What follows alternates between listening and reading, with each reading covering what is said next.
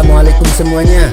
Semoga kalian semua dalam keadaan sehat dan dilancarkan rezekinya. Amin ya robbal alamin. Sudah berulang kali Abu Jahil dipermalukan Abu Nawas akibat ulah usilnya sendiri. Bahkan terkadang ketika masalahnya sampai ke pengadilan, Tuan Hakim menjatuhinya hukuman. Abu Jahil diharuskan membayar denda karena telah berbuat fitnah terhadap Abu Nawas, di mana uang denda tersebut nantinya akan diberikan kepada Abu Nawas.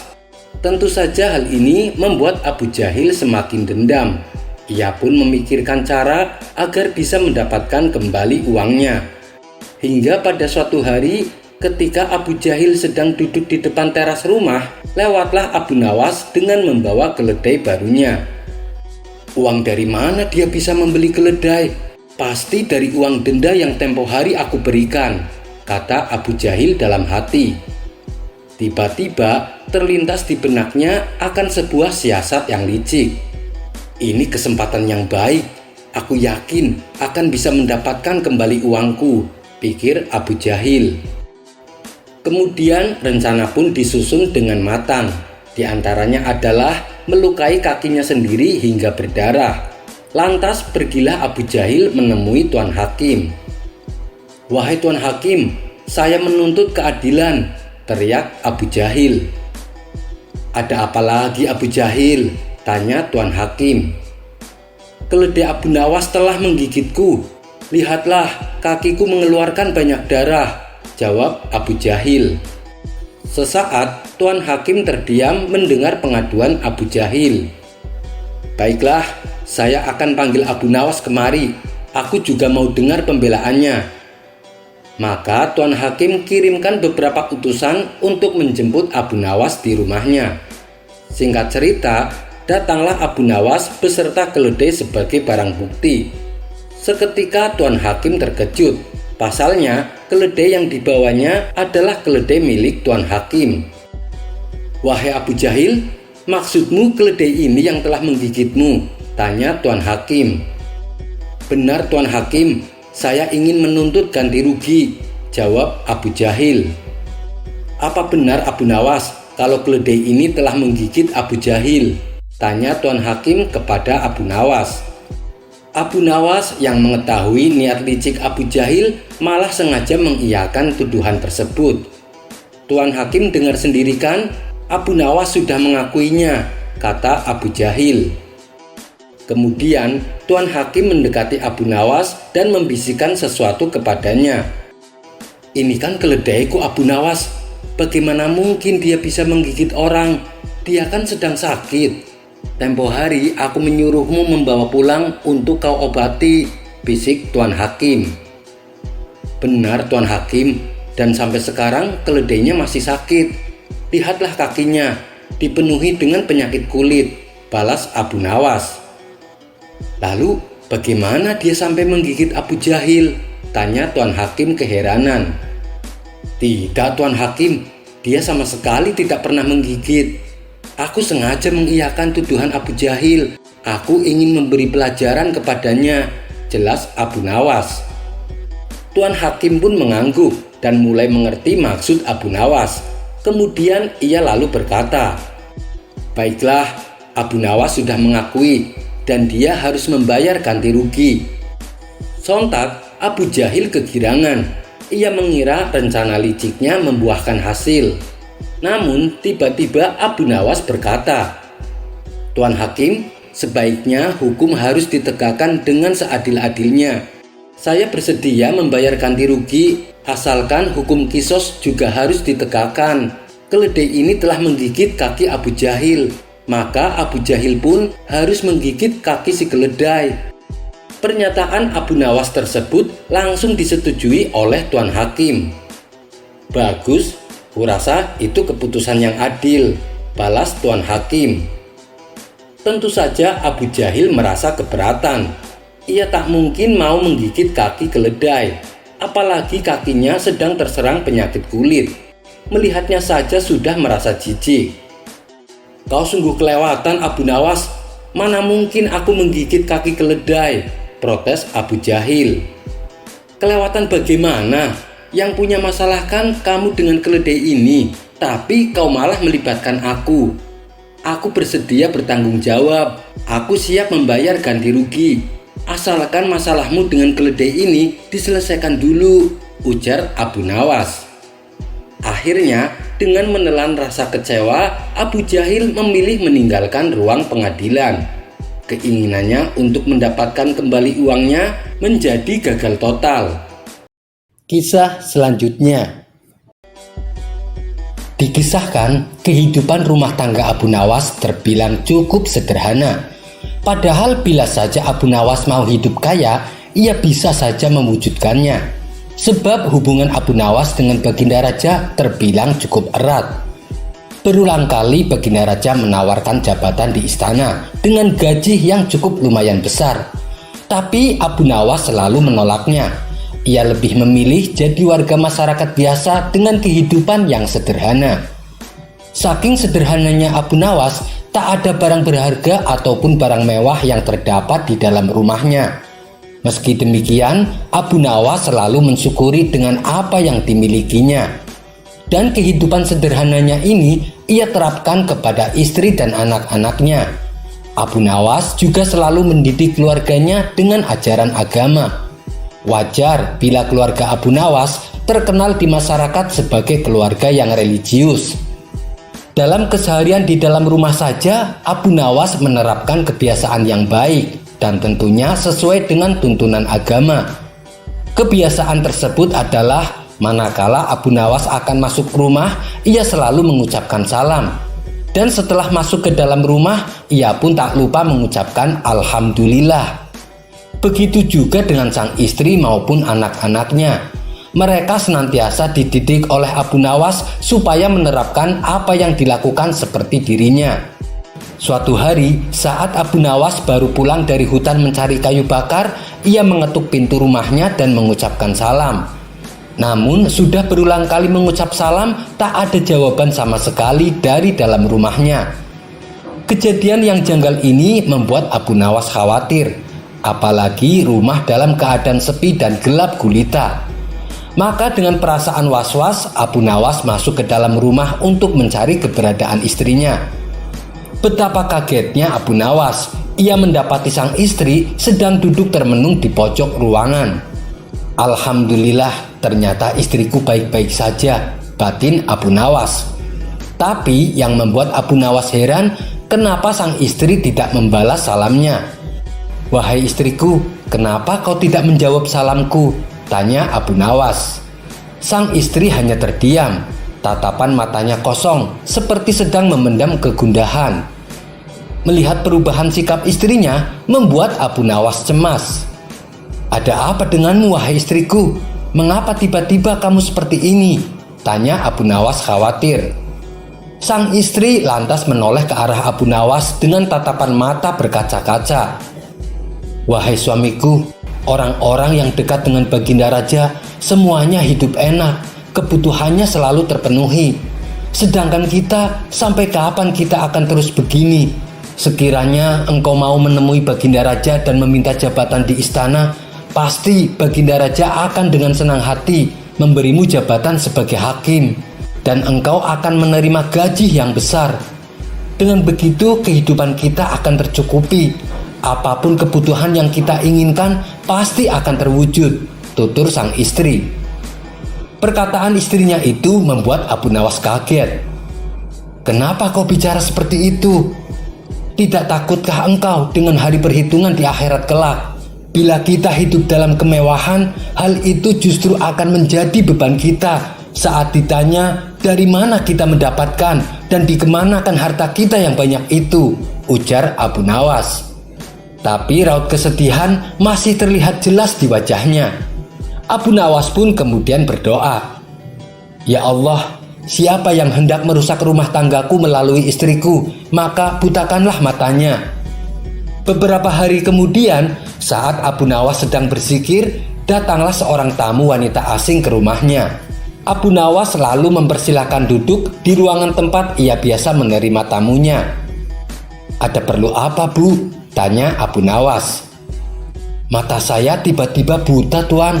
Padahal selama ini saya tidak pernah merasakan keluhan sakit pada mata saya, jawab wanita itu. Keluhan wanita tersebut mengingatkan Abu Nawas akan doanya tempo hari.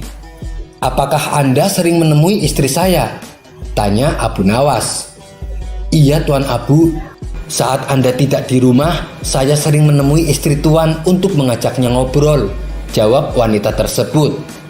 Doakanlah saya, Tuan, agar mata saya sembuh dari kebutaan, pinta si wanita. Saya akan mendoakan untuk kesembuhan matamu, tapi setelah itu saya minta kepadamu untuk tidak lagi mencampuri urusan rumah tanggaku.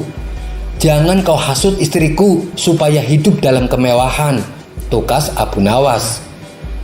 Si wanita sontak kaget mendengarnya. Ia tak menyangka Abu Nawas bisa tahu. Maafkan saya, Tuan. Memang beberapa hari ini saya sering membujuk istri Tuan agar dia meminta kepada Tuan bersedia menjadi hakim istana, balas wanita tersebut. Perbuatanmu saya maafkan, tapi jangan kau ulangi lagi, kata Abu Nawas menasehati. Kemudian Abu Nawas mendoakan si wanita agar disembuhkan dari penyakit kebutaan. Selang beberapa hari, si wanita kembali bisa melihat seperti sedia kala, dan ia tak lagi berani mempengaruhi istri Abu Nawas. Kisah selanjutnya. Di suatu pagi yang cerah, Abu Nawas tampak duduk santai di depan rumahnya.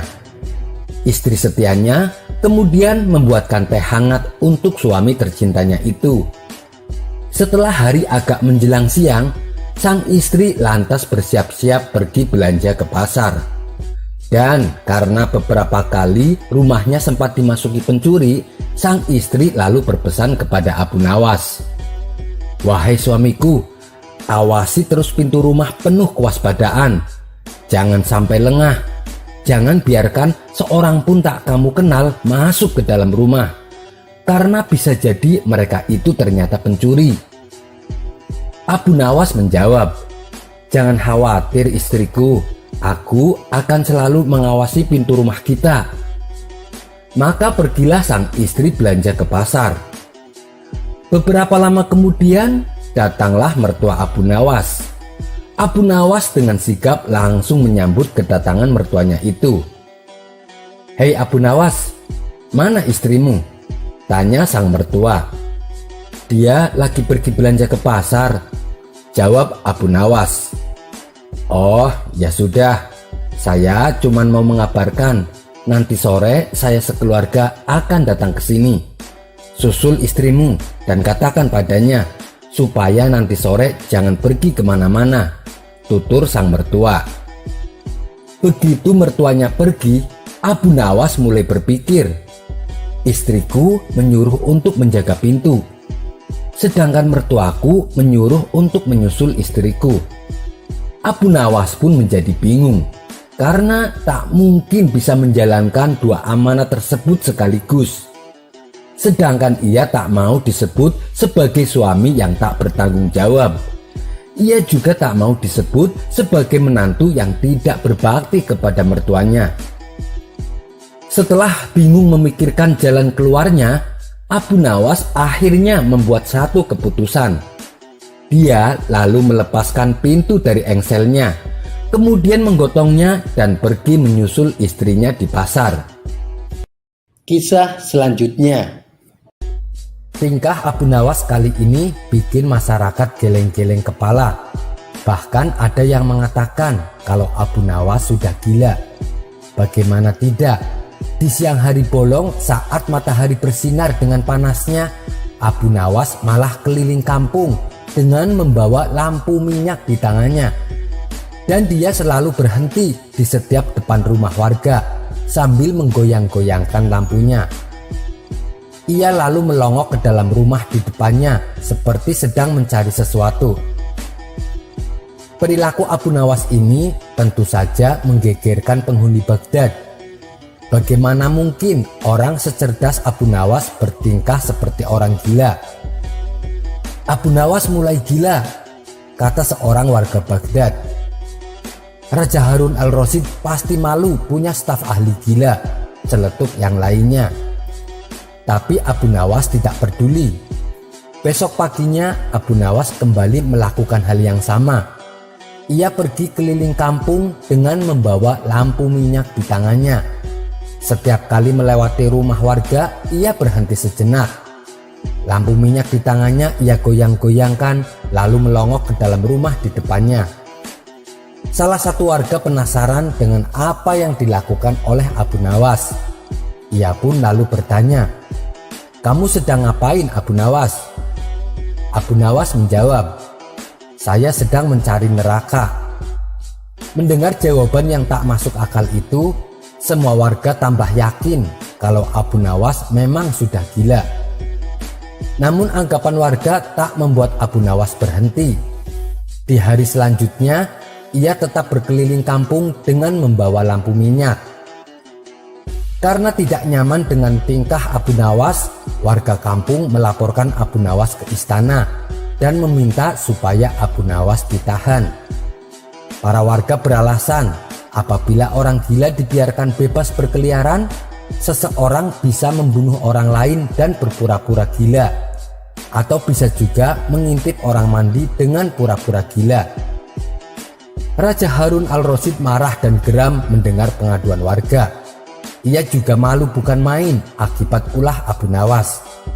"Cepat tangkap Abu Nawas dan seret kemari," perintah sang raja. Maka ditangkaplah Abu Nawas oleh warga kampung dan dibawanya ke istana. Beberapa menteri istana yang tidak suka dengan Abu Nawas merasa gembira. Kegilaan Abu Nawas mereka manfaatkan untuk menghasut Raja Harun al-Rasyid. Mereka menginginkan supaya Abu Nawas dihukum pasung. Setelah Abu Nawas dihadapkan kepada raja, sang raja bertanya dengan nada emosi, "Kamu gila atau pura-pura gila? Apa alasanmu keliling kampung di siang hari dengan membawa lampu minyak?"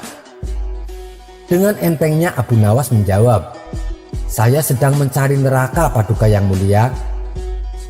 Mendengar jawaban Abu Nawas, sang raja bertambah geram. "Kamu memang sudah benar-benar gila, wahai Abu Nawas," kata sang raja. "Bukan saya yang gila, Paduka Raja, tapi merekalah yang gila," jawab Abu Nawas. Sang raja heran. Mereka siapa yang kau maksud?" tanya sang raja. Abu Nawas kembali menjawab, "Mereka adalah orang-orang yang telah menganggapku gila dan menangkapku serta menyeretku ke sini." Akhirnya Abu Nawas meminta orang-orang yang telah menganggapnya gila untuk berkumpul di depan istana. Mereka ditantang oleh Abu Nawas. "Wahai kalian yang sudah menganggapku gila, apakah selama ini kalian menganggap orang yang berbeda keyakinan dengan kalian sebagai orang gila dan munafik?" tanya Abu Nawas. Mereka serempak menjawab, "Ya, betul." Abu Nawas kembali bertanya, "Terus, apakah kalian anggap orang yang gila dan munafik sebagai orang sesat?" Mereka menjawab, "Iya, tentu saja." "Baik, jika saya gila, munafik, dan akan masuk neraka, di manakah neraka itu? Dan milik siapa neraka itu?" tanya kembali Abu Nawas. "Neraka adalah milik Allah dan tempatnya ada di akhirat," jawab mereka. Kemudian Abu Nawas memalingkan wajahnya menghadap Raja Harun al-Rasyid. "Wahai Paduka Raja, tolong sampaikan kepada mereka, jika neraka milik Allah dan tempatnya berada di akhirat, mengapa mereka gemar menganggap orang lain yang berbeda dengan pemikirannya akan masuk neraka? Apakah mereka sudah menjadi panitia neraka? Apa mereka sudah dapat mandat menjadi wakil Allah untuk menjadi pencatat orang masuk neraka?" ucap Abu Nawas. Mendengar penjelasan Abu Nawas, sang raja pun tersenyum dan menyuruh Abu Nawas untuk pulang ke rumahnya. Kisah selanjutnya. Situasi di kampung Abu Nawas belakangan ini sedang marak pencurian. Beberapa tetangga Abu Nawas sudah menjadi korbannya. Pelakunya terbilang nekat sebab ia beraksi hanya seorang diri. Namun apabila ada yang berani melawan atau menghalang-halangi, si pencuri tak segan-segan untuk membunuhnya. Tentu saja hal ini membuat resah warga.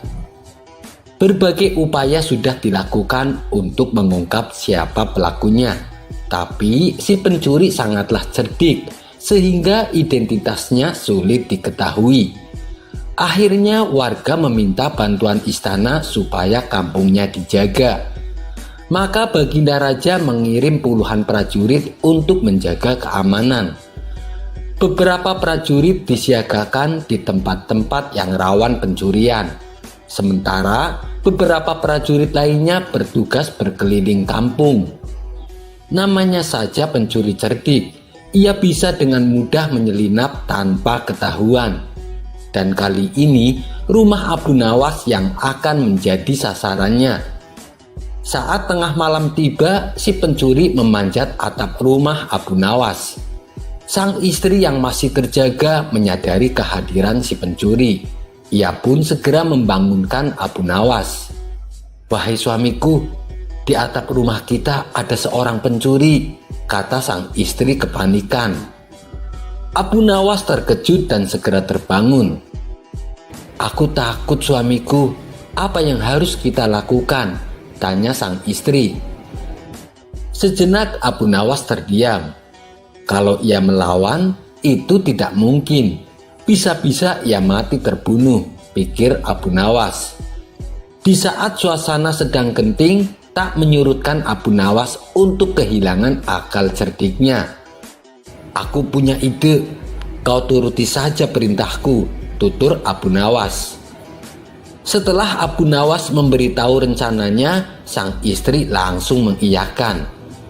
Kemudian dengan suara lantang sang istri berkata, "Wahai suamiku, apakah di karung ini semuanya berisi uang? Dari mana kau dapatkan uang sebanyak ini?" Abu Nawas pura-pura emosi dan menjawab, "Tengah malam begini kamu membangunkan aku hanya untuk menanyakan asal uang tersebut."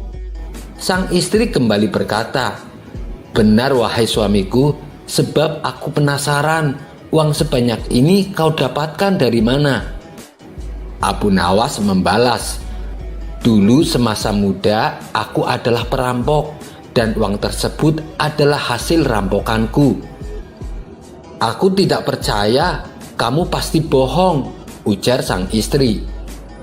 "Wahai istriku, jika kau tahu apa rahasianya, pasti kau akan percaya," tutur Abu Nawas. "Ceritakanlah padaku, aku sungguh ingin mengetahuinya," timpal istrinya. "Aku akan memberitahu, tapi kamu jangan bilang siapa-siapa. Sebab bila rahasia ini sampai didengar oleh si pencuri, dia bisa menggasak semua uang kita," ujar Abu Nawas. "Saya janji, saya tidak akan mengatakan kepada siapapun," balas istrinya. "Begini wahai istriku, waktu itu aku memanjat atap rumah yang akan aku satroni. Aku melihat ke atas langit. Apabila bulan belum muncul, aku menunggunya," kata Abu Nawas. "Untuk apa menunggu bulan muncul?" tanya istrinya pura-pura penasaran. "Justru di sini rahasianya. Apabila bulan sudah muncul, aku akan terjun dari atap rumah. Tapi dengan mengucapkan mantra 3 kali, abrakadabra," kata Abu Nawas memberitahu. "Apakah tidak berbahaya?" tanya sang istri. "Tentu saja tidak. Dengan mantra tersebut, cahaya bulan akan membuatku melayang dan jatuh perlahan. Itulah kenapa aku menunggu bulan muncul. Dan dengan mantra tersebut, aku bisa masuk ke dalam rumah orang tanpa bisa dilihat oleh siapapun. Aku bisa mencuri semua harta di rumah orang tanpa ketahuan," kata Abu Nawas menjelaskan. Sementara si pencuri yang berada di atap rumah Abu Nawas menguping pembicaraan mereka berdua. "Ilmu yang luar biasa. Kau sungguh bodoh Abu Nawas. Malam ini hartamu akan saya kuras tanpa kamu sadari," kata si perampok dalam hati. Ia pun segera mempraktekkan ilmu yang ia dengar dari Abu Nawas. Malam ini aku sangat beruntung. Cahaya bulan sangat mendukung untuk aksiku. Ia bersinar sangat terang, kata si pencuri. Abrakadabra, ucap si pencuri. Kemudian ia membiarkan dirinya jatuh dari atap rumah. Aksinya ini membuat si pencuri jatuh ke tanah dengan kondisi terluka parah. Tulang rusuknya patah, tulang kakinya juga patah. Si pencuri menggeliat dan berteriak kesakitan. Mendengar ada kegaduhan di depan rumah Abu Nawas, para tetangga beramai-ramai mendatanginya. Ada apa ini Abu Nawas? Dan siapa orang yang terluka ini? Tanya salah satu warga. Dia adalah si pencuri yang selama ini meresahkan, jawab Abu Nawas. Tidak lama kemudian, para prajurit istana yang menjaga keamanan datang dan meringkus si pencuri. Suasana kampung Abu Nawas pun kini menjadi aman kembali. Kisah selanjutnya. Abu Nawas memang dikenal dekat dengan Raja Harun al-Rasyid. Tapi pada suatu ketika ada peristiwa aneh yang membuat sang raja heran. Kenapa akhir-akhir ini ia sering memimpikan Abu Nawas? Baginda Raja lalu menanyakan pertanda mimpi tersebut kepada penasehat spiritual istana. Entah apa yang ada di benak sang penasehat istana. Ia malah menyarankan sang raja untuk mengusir Abu Nawas dari kampung halaman. Penasehat istana berdalih mimpi bertemu dengan Abu Nawas adalah suatu tanda kesialan bagi sang raja.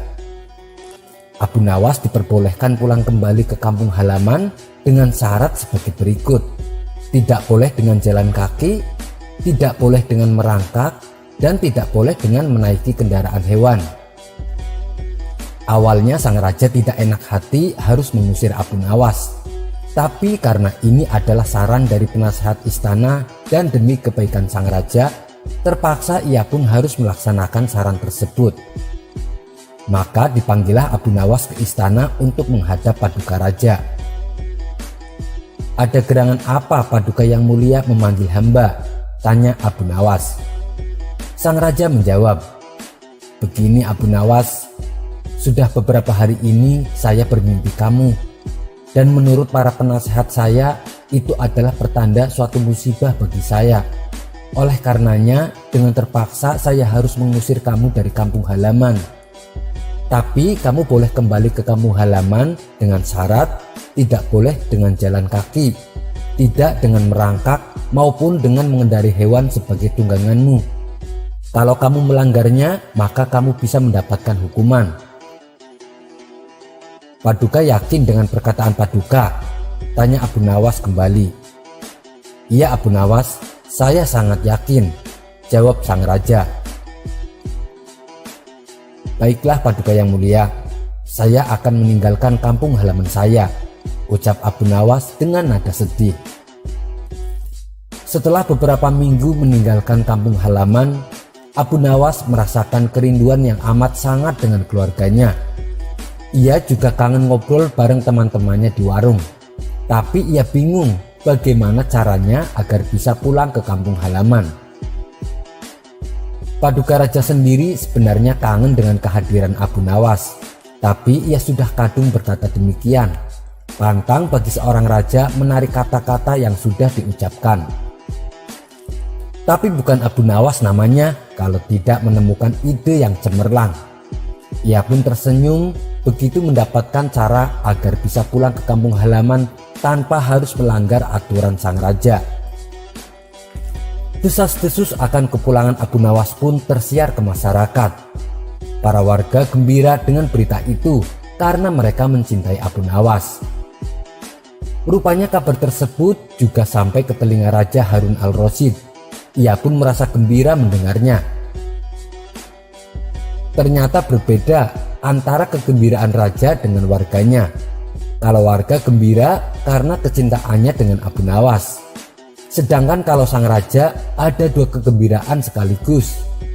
Kegembiraan pertama, kalau Abu Nawas melanggar peraturan cara pulangnya, ia bisa menghukum Abu Nawas.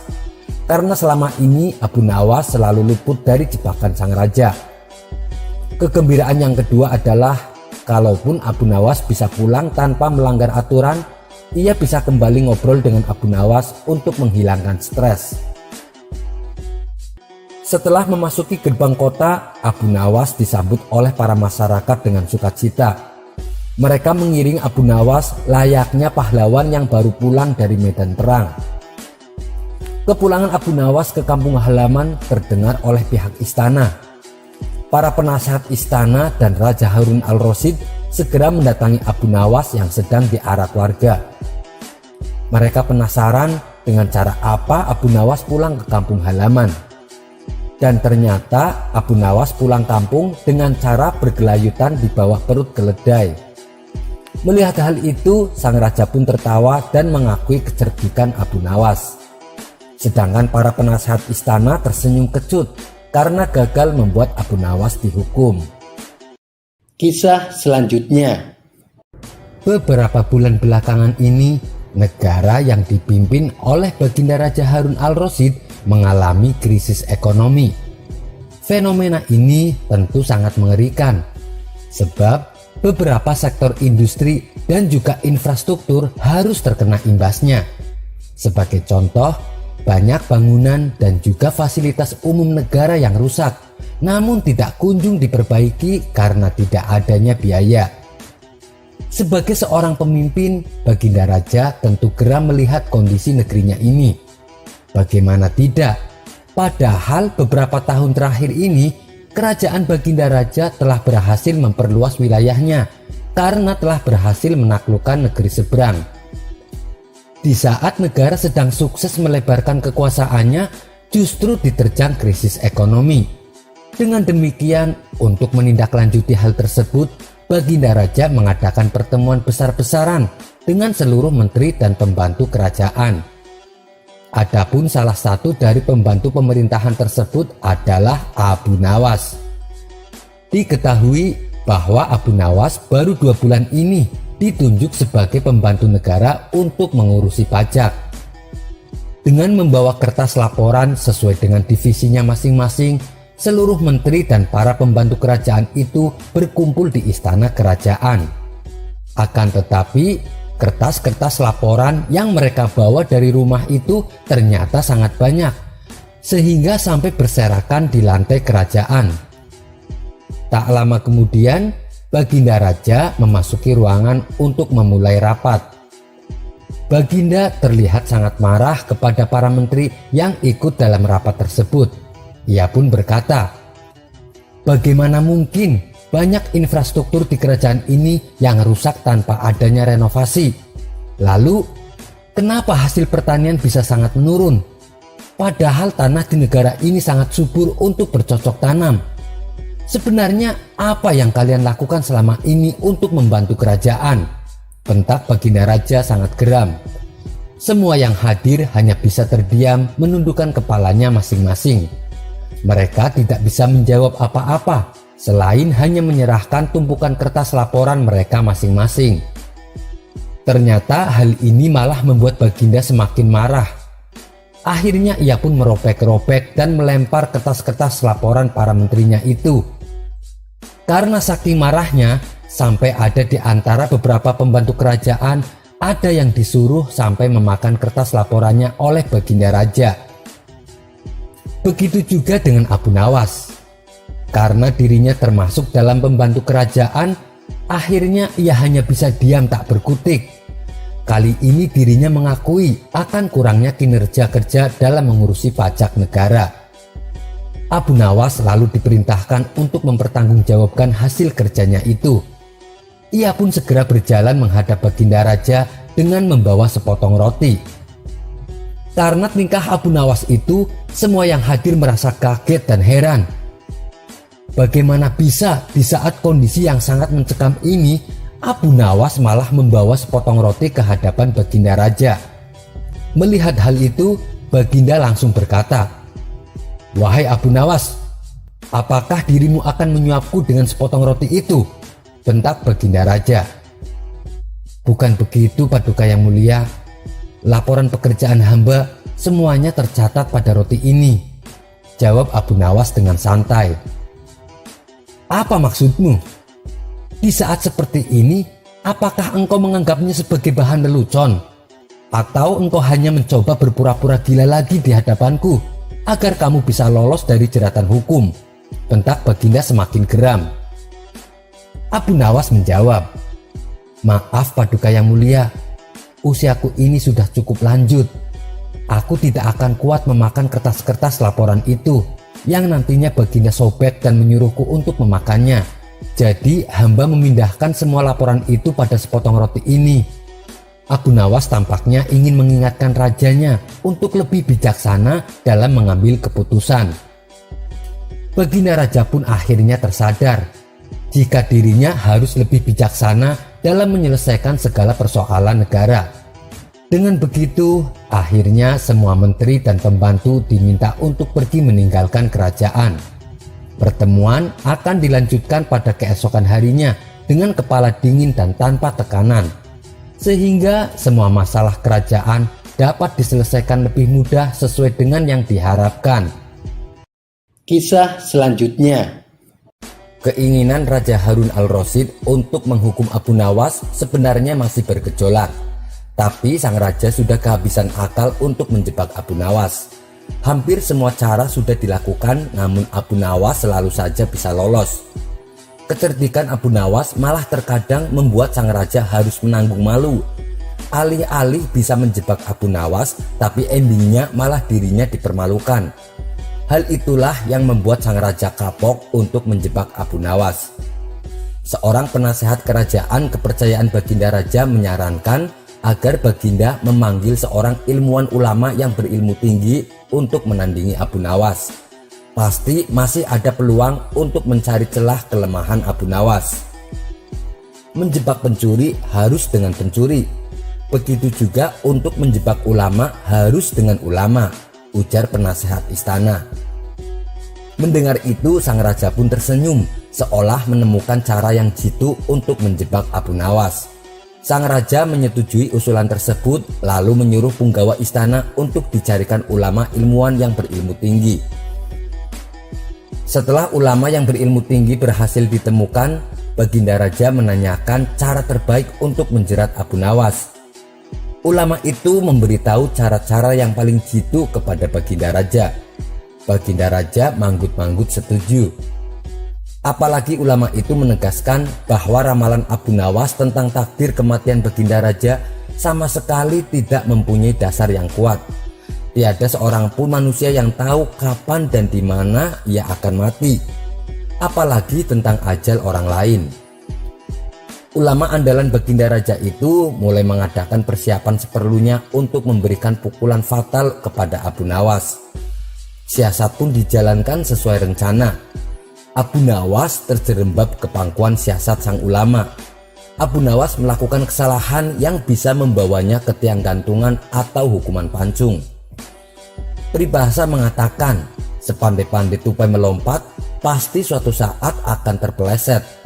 Kini Abu Nawas benar-benar mati kutu.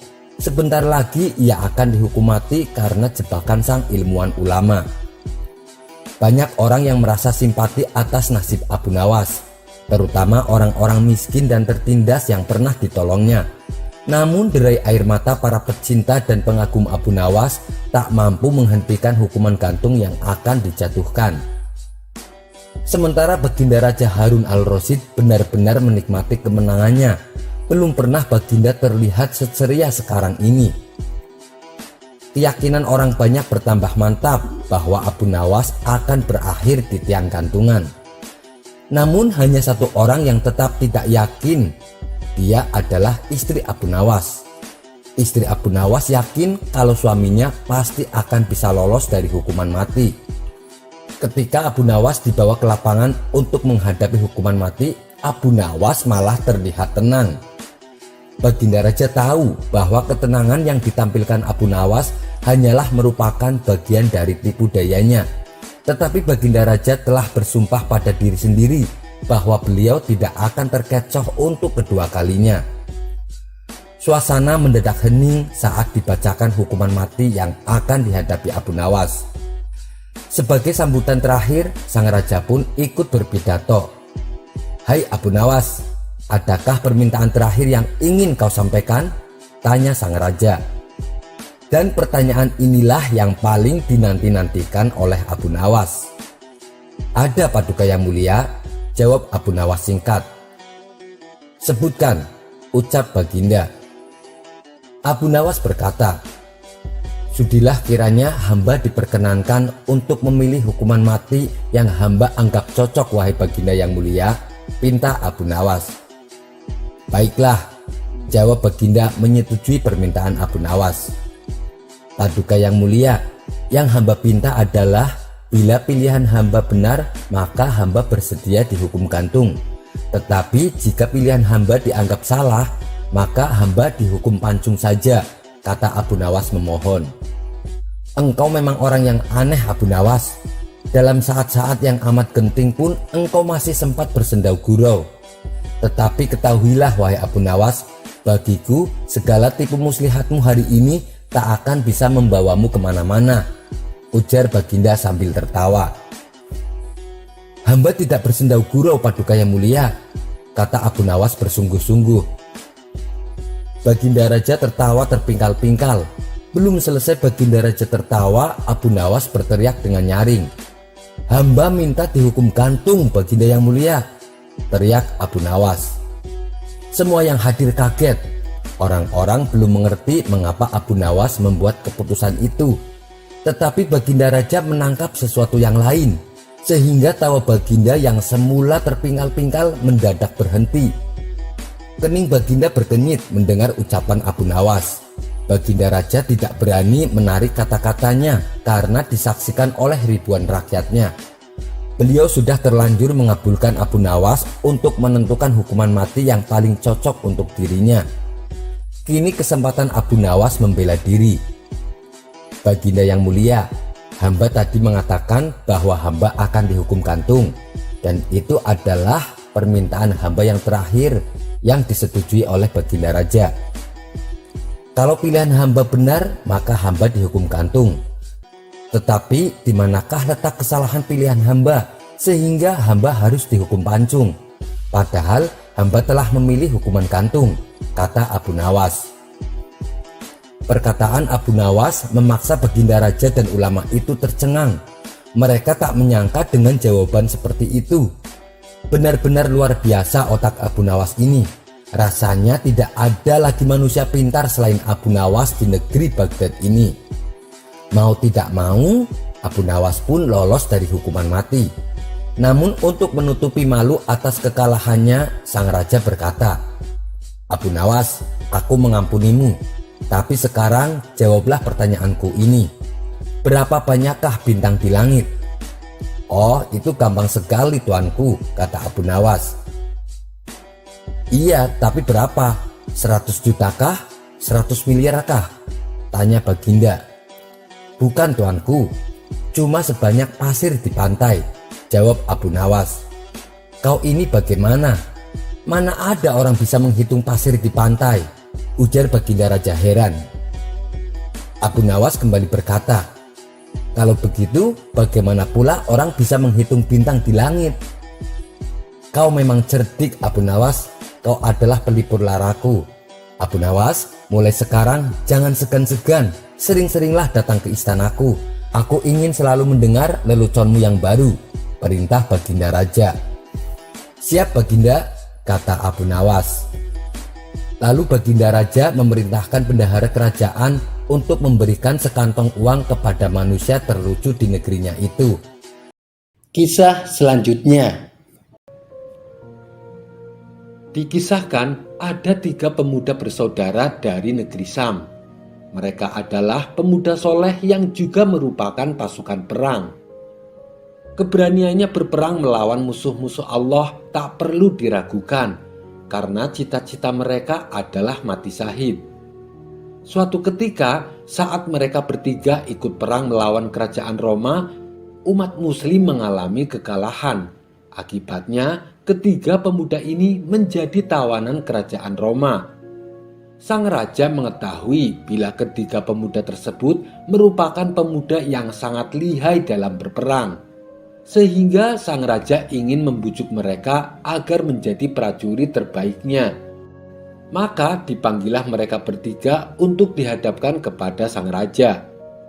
Tinggalkan agama kalian dan masuklah ke dalam agama Nasrani. Nanti masing-masing dari kalian akan saya beri kerajaan. Dan saya juga akan nikahkan kalian dengan putri-putriku, kata sang raja membujuk mereka. Namun tawaran yang menggiurkan ini ditolak mentah-mentah oleh ketiga pemuda tersebut. Kami tidak akan pernah meninggalkan agama kami. Ketahuilah, Muhammad adalah nabi kami. Muhammad adalah rasul kami, balas mereka dengan tegas.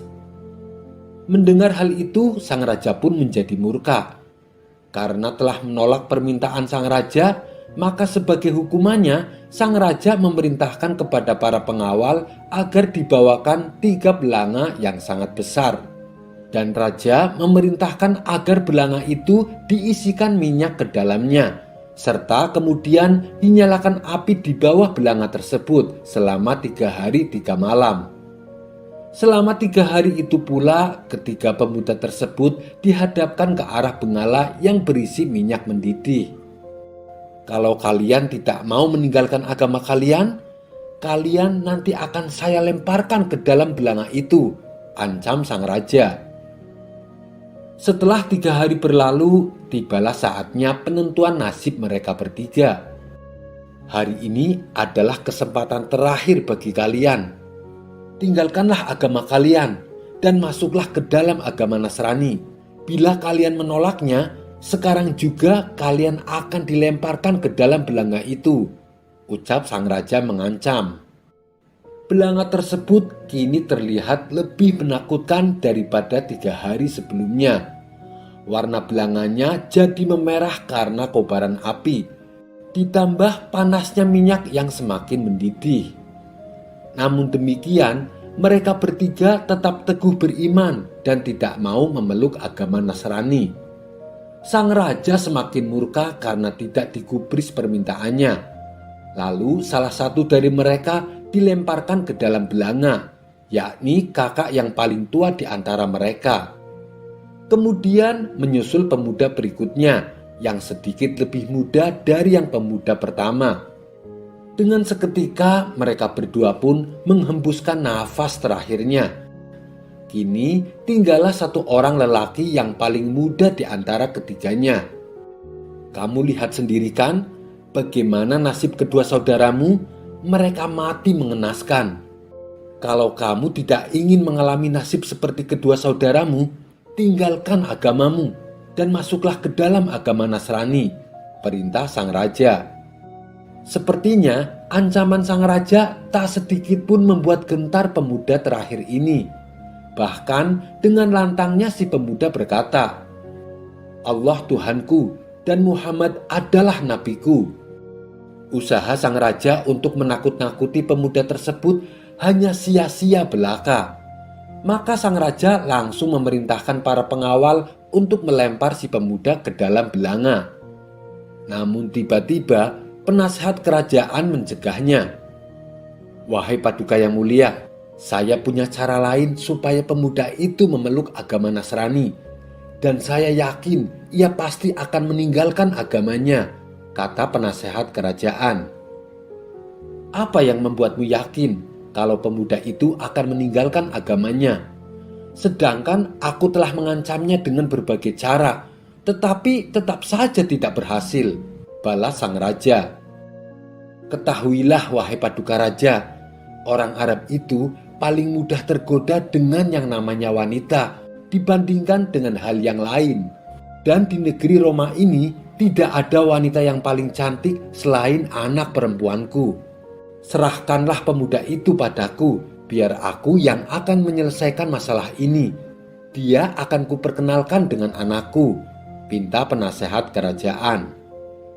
Sang raja menerima usulan penasehatnya, lalu ia pun menyerahkan pemuda itu kepadanya. Baiklah, saya beri waktu kamu selama 40 hari. Bila si pemuda masih belum memeluk agama Nasrani, maka dia harus dihukum mati, kata sang raja kepada penasehatnya. Singkat cerita, dibawalah pemuda tersebut ke rumah penasehat kerajaan. Sesampainya di rumah, penasehat kerajaan ini berkata kepada anak perempuannya, "Wahai anakku, rayu dan goda pemuda itu dengan segala cara, supaya dia meninggalkan agama Islam dan memeluk agama Nasrani." Mendapat tugas dari sang ayah, anak perempuan itu menjawab, "Baik wahai ayah, biar aku yang akan menyelesaikan semua tugas ini. Tinggalkan aku berdua dengan si pemuda di rumah ini." Kemudian sang penasehat kerajaan meninggalkan anak perempuannya yang paling cantik di negerinya hanya berduaan dengan pemuda tersebut di dalam kamar. Hari demi hari ia selalu menggoda si pemuda agar mau berbuat zina. Ia sengaja memperlihatkan tubuhnya yang molek dan terus mendekati si pemuda. Namun berkat perlindungan Allah, pemuda tersebut tidak tergoda sama sekali. Ia habiskan siangnya untuk berpuasa dan malamnya ia sibukkan untuk beribadah kepada Allah. Setelah 40 hari berlalu, datanglah sang penasehat kerajaan menemui anak perempuannya. "Bagaimana? Apakah pemuda itu menyetubuhimu?" tanya sang ayah. "Wahai ayah, saya sudah berusaha menggoda dan merayunya, tapi pemuda itu tidak memperdulikan aku. Ia malah sibuk beribadah kepada Tuhannya. Mungkin itu dikarenakan karena dia masih trauma atas kehilangan dua saudaranya," jawab anak gadisnya. "Apakah ada solusi lain supaya pemuda itu mau memeluk agama Nasrani?" tanya sang ayah. "Wahai ayah, aku punya sebuah rencana. Mintalah tambahan waktu kepada sang raja dan tempatkan aku bersamanya di sebuah tempat yang tidak berada di negeri ini," ujar anak gadisnya. "Kenapa harus menetap di negeri lain?" tanya sang ayah heran. "Karena hanya dengan cara seperti itu, trauma yang dialami si pemuda akan menghilang dan aku akan dengan mudah menggodanya," jawab anak gadisnya. Rencana tersebut disetujui oleh ayahnya selaku penasehat kerajaan. Ia lalu menghadap sang raja untuk meminta tambahan waktu dan menyampaikan rencana anak gadisnya. Sang raja pun menyetujui rencana tersebut. Maka pemuda tawanan raja dan perempuan cantik tersebut akhirnya dibawa ke sebuah negeri yang berbeda dari tempat sebelumnya dan menetap di sana. Namun lagi-lagi perempuan cantik itu kewalahan menggoda si pemuda. Si pemuda tetap saja menyibukkan hari-harinya dengan beribadah kepada Allah. Si pemuda sama sekali tidak tergoda oleh kecantikan dan kemolekan tubuh perempuan tersebut. Sementara tambahan waktu yang diberikan sang raja kini tinggal beberapa hari lagi. Sedangkan misinya untuk menggoda si pemuda masih mengalami jalan buntu. Hingga pada suatu malam, perempuan cantik itu bertanya kepada si pemuda, "Bagaimana mungkin kamu bisa tidak tergoda? Padahal aku wanita paling cantik di negeriku." Pemuda soleh itu menjawab, "Semua atas pertolongan Allah. Sesungguhnya aku hanyalah hamba yang lemah." Mendengar penjelasan tersebut, perempuan cantik itu merasa tertegun. Kemudian perempuan itu kembali berkata, "Seandainya bukan karena pertolongan Tuhanmu, sudah pasti engkau akan berbuat zina denganku. Ajarilah aku tentang Islam, bimbinglah aku untuk memeluk agama Islam, dan izinkan aku untuk menjadi istrimu," pinta perempuan tersebut. Akhirnya perempuan cantik itu mendapat hidayah Allah. Ia lalu dituntun membaca 2 kalimat syahadat oleh si pemuda dan menerimanya sebagai seorang istri. Sekarang kita pikirkan bagaimana caranya supaya kita bisa melarikan diri dari ayahku dan sang raja, kata perempuan cantik tersebut. Kemudian perempuan itu mengambil kuda yang bisa untuk ditunggangi mereka berdua dan mereka pun melarikan diri. Tatkala malam hari, mereka melakukan perjalanan, dan ketika siang hari mereka bersembunyi. Hingga pada suatu malam ketika mereka tengah dalam perjalanan, mereka mendengar ada suara kuda di depan mereka. Betapa terkejutnya mereka berdua, karena yang menghampiri mereka adalah dua saudara si pemuda yang telah meninggal. Maka pemuda tersebut mengucapkan salam kepada kedua saudara kandungnya itu. Mereka saling bertanya kondisinya masing-masing. "Apa yang terjadi, wahai saudaraku?" tanya si pemuda kepada kedua saudaranya yang telah meninggal. "Tidak ada yang terjadi selain yang engkau lihat, yaitu dicelupkan kami ke dalam belanga yang sangat panas. Ketika kami dicelupkan, kami langsung berada di dalam surganya Allah. Lalu Allah menghadirkan kami ke sini di hadapanmu, wahai saudaraku, supaya kami bisa menyaksikan pernikahan antara engkau dengan wanita ini." Maka menikahlah pemuda dan perempuan cantik tersebut dengan disaksikan kedua saudaranya. Setelah itu, kedua saudaranya pun hilang dalam sekejap, dan kedua mempelai pengantin menetap di negeri Sam hidup sebagai suami istri. Kisah ini terdapat dalam kitab Irsyadul Ibad. Ada kisah yang tidak kalah menarik, yaitu tentang seorang pemuda soleh dan wanita pelacur. Diceritakan pada zaman Bani Israel, hiduplah seorang wanita cantik jelita. Tak hanya cantik, tapi wanita ini juga kaya raya. Namun sayang, kekayaan yang ia dapatkan hasil dari menjual diri, yaitu sebagai pelacur. Setiap hari pintu rumah wanita ini selalu terbuka lebar, sedangkan dirinya duduk terlentang di atas ranjang tepat di depan pintu rumahnya. Hal ini ia lakukan untuk menggoda setiap lelaki yang berjalan melewati depan rumahnya. Tentu saja dengan kecantikan dan kemolekan tubuhnya membuat para lelaki banyak yang tergoda dan ingin melampiaskan hasrat nafsu birahinya.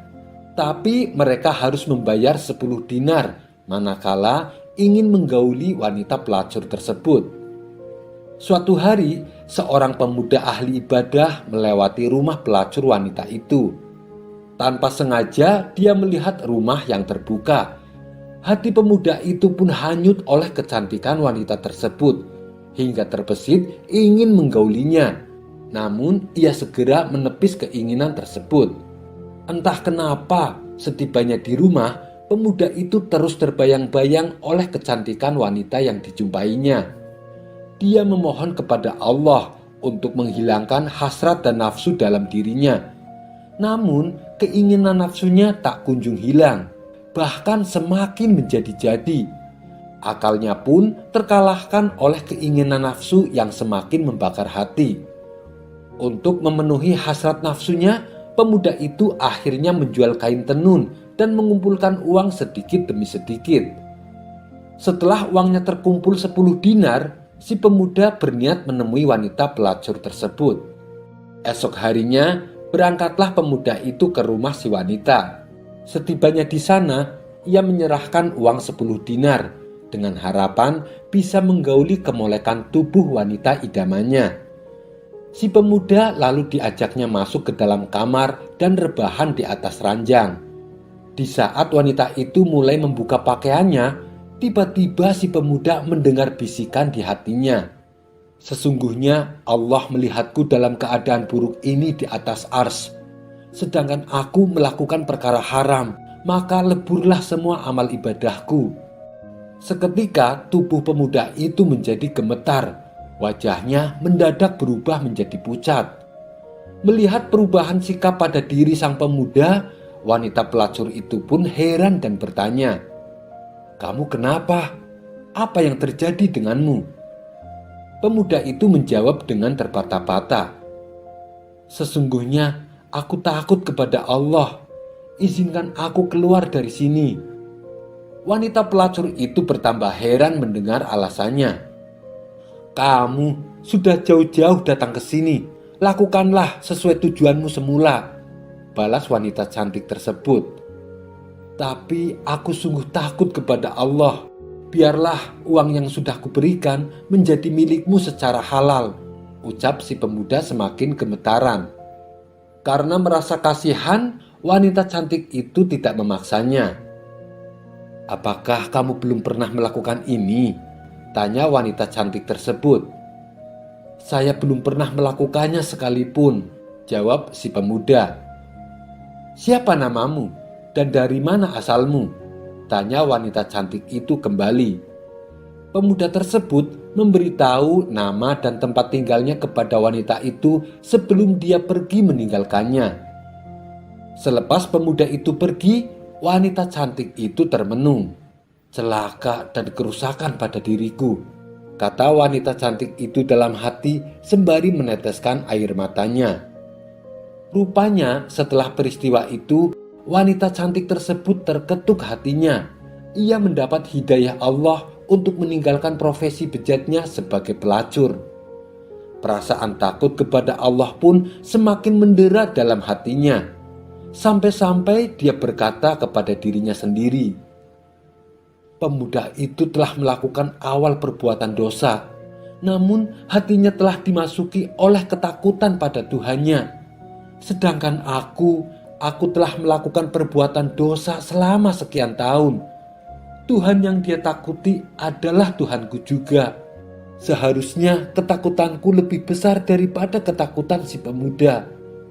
Saat itu pula wanita tersebut semakin sadar dan semakin takut kepada Allah.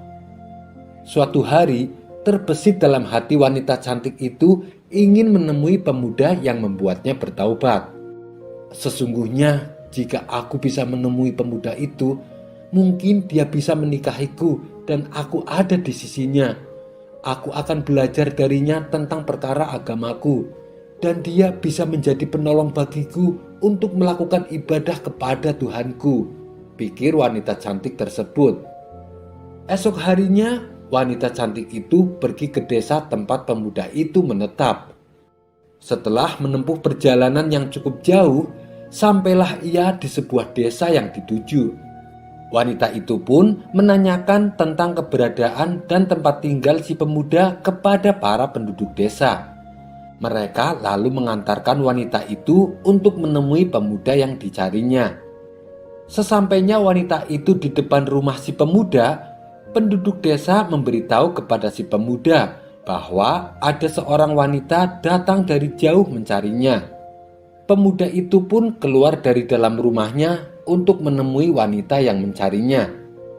Si pemuda masih kebingungan dan tidak mengenalinya, sebab si wanita wajahnya tertutup cadar. Ketika cadarnya dibuka, barulah si pemuda teringat bahwa wanita yang mencarinya adalah yang dulunya seorang pelacur yang sempat membuat dirinya akan melakukan perbuatan maksiat. Si pemuda tiba-tiba menjerit keras. Kemudian tubuhnya jatuh tersungkur ke tanah dan meninggal saat itu juga. Setelah proses pemakaman selesai, wanita cantik itu terlihat sedih. Dia datang jauh-jauh untuk tujuan baik demi menemui pemuda soleh. Namun di saat itu juga ia harus kehilangannya. Kemudian wanita tersebut bertanya kepada para penduduk, apakah si pemuda memiliki saudara yang membutuhkan istri. Para penduduk desa pun menjawab bahwa si pemuda memiliki seorang saudara yang juga soleh. Akan tetapi saudaranya ini hidup sengsara dan tidak memiliki harta. "Tidak masalah, karena sesungguhnya aku memiliki harta yang cukup banyak," balas wanita tersebut. Pada akhirnya wanita cantik itu pun menikah dengan pria soleh yang miskin, yang merupakan saudara dari pemuda yang dicarinya. Dari pernikahannya inilah Allah Subhanahu wa Ta'ala mengaruniai 7 keturunan, yang mana 7 keturunan mereka menjadi nabi-nabi pada masa Bani Israel. Kisah ini terdapat dalam kitab Tanqihul Qaul karya Imam Nawawi Al-Bantani. Hikmah yang bisa kita ambil dalam kisah ini, dosa sebesar apapun, kalau kita bertobat dengan sungguh-sungguh, maka Allah akan memuliakan kita, baik di dunia maupun di akhirat kelak. Meskipun dulunya adalah seorang pelacur, apalagi hanya sebagai banci.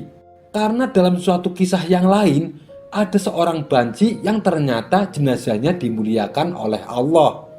Kisah ini berawal ketika Syekh Abdul Wahab sedang berjalan menyusuri sebuah kampung.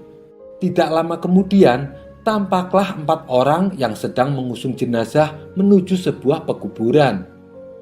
Keempat orang tersebut terdiri dari 3 orang lelaki dan 1 perempuan. Syekh Abdul Wahab lalu menghampiri mereka dan meminta supaya perempuan tersebut tidak usah ikut mengusung, biar dia yang menggantikannya.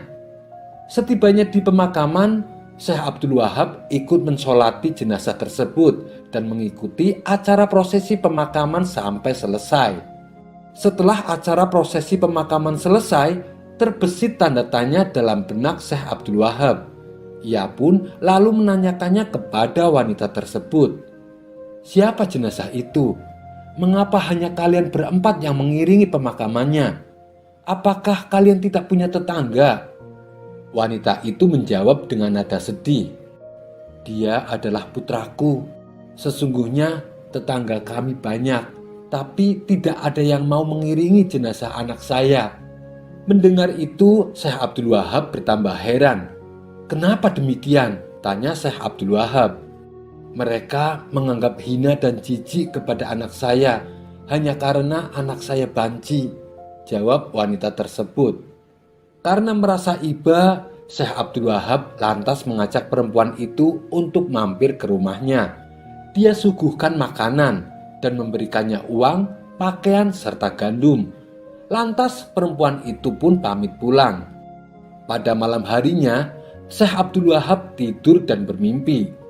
Dalam mimpinya itu, dia didatangi oleh sosok putih, terang bercahaya laksana purnama. Sosok itu mengucapkan terima kasih kepada Syekh Abdul Wahab. Syekh Abdul Wahab pun tertegun, kemudian bertanya, "Siapa kamu?" Sosok itu menjawab, "Aku adalah ruh dari jenazah yang kau kuburkan tadi siang.